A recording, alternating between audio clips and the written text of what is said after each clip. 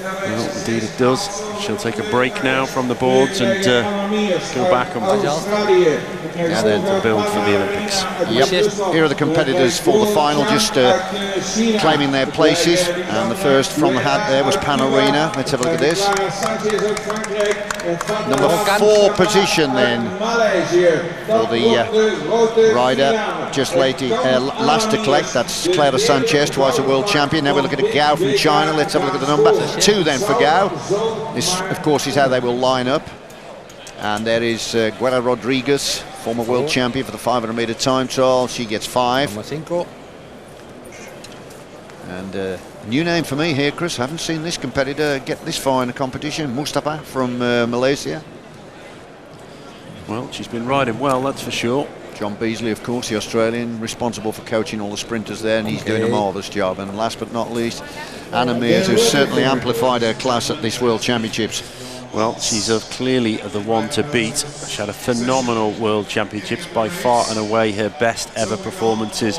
Literally hasn't put a foot wrong, really, all of these championship days. Right, so it's going to be interesting to see whether she can carbon copy the brilliant performance of Pendleton at the World Championships in 2007 in Mallorca, when Pendleton won all 3 sprint disciplines. She's got 2, she just needs this one. And I tell you what, the way she's riding, it's going to take a mighty task to stop her. But Sanchez there is a specialist at this. She's been twice a world champion, 3 times a winner of the silver. There's John Beasley, the coach I mentioned from Australia. He's giving his final words of encouragement to his young athlete. Gao of China, also a past world champion. And I mentioned a little earlier, Meares, that we're looking at. This is a discipline that she hasn't managed to win, just as she hadn't managed to win the sprint 24 hours ago, but she's put that one right. Now is she going to get first here? It's a no-lose situation, really. She's already got 2 gold medals. Not bad, is it? And Clara Rodriguez, never discount her, because she's been a former world record holder for the 500-meter time trial. Panarina, what a world she's had. Opened up with a gold medal in the 500 on day 1. She's been competitive in everything, and she's had a great World Championships. Fought hard in everything. I think you mentioned before, Mustafa, I think that was quite an interesting one. She really rode well to get into this final.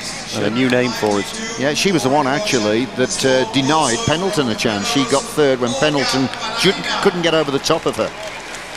So stand by.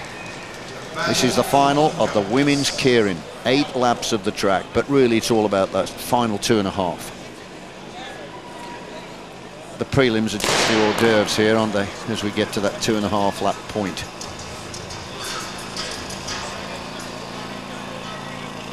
So they'll stay in this formation as the pace builds. Sometimes the gaps appear in the string. Just that light drone of that little Derny bike. Lots and lots of training done behind those bikes on the velodromes.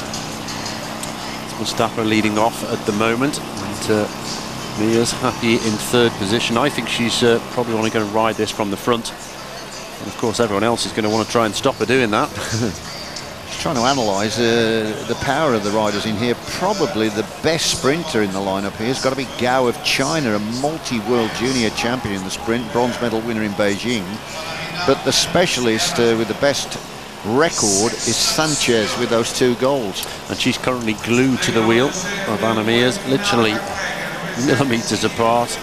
She knows the wheel to follow here, and such a dynamic event though, isn't it? You can have the best form, but you can't control every eventuality unless you're riding it from the front. And of course there's the element of danger, because it's very dangerous as well. You need to be vigilant at all times. Look for the gaps and make sure you find them. Pace beginning to increase all the time. To the line this time, it'll be 4 to go. No change, of course. Mustafa from Malaysia, still tucked in tight there, enjoying the pace of the bike ahead. Well, we'll see the riders start to spread out in a minute as they give themselves some room to manoeuvre so they can accelerate. And sure enough, Anna Meares starts to leave a gap and look behind her so she can charge at the riders in front before the Derny bike is actually swung out of the way. She won't want to get boxed in, that's for certain. And already there's a move here from Clara Rodriguez. of Cuba.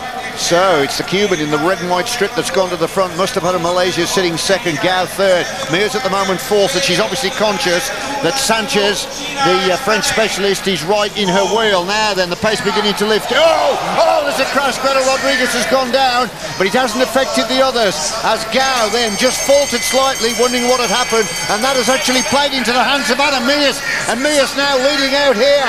Wow, can she take a third gold medal? Here comes the challenge from Sanchez, down the back straight. Now then, they're on the banking that will line them up for the run for the line, and Meares coming up to the line. She's going to hold up the challenge. Meares makes it golden gold here in the Keirin. Well, my goodness me, she ends up these World Championships with 3 gold medals, and that crash actually paved the way for her. She had the head of the contest then, as we look at Greta Rodriguez, who's gone down very heavily. When we do take another look at the sprint, you'll see that Panarina has added a silver to the gold she won in the time trial, and Sanchez of France gets bronze. But there is the man of the match, or the woman of the match, I should say, Anna Meares. Look at that. Well, that's what we expected to see here. Such a powerful performance, but it was actually Panarina who in some ways did the ride of that race. She really came from a long way back, powered around the outside, the long way to take that silver. If she'd just been a wheel further forward, well, I think Anna Meares might have been in trouble. Yes, I think you're right, but the fact that she's a former world record holder for the 2-lap time trial, Meares, once she does put the hammer down and grit her teeth through that concluding lap, it takes a mighty effort. It's got to be a pure sprinter really like Pendleton that could get over her. Well, that's good to see. Greta Rodriguez is up. She's bruised and scarred, but pleased to see that it looks as though she hasn't broken anything. I'm pleased about that. What do you think, Chris? Do you think that underpinned the final developments? Here's a chance to look at it. Well, that was it really. I mean, she's just not quite as stable as the others on a bike there.